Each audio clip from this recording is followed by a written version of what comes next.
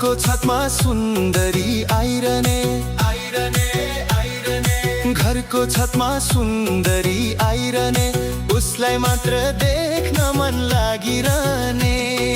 मखमली चोलीमा टोपी ढाकैको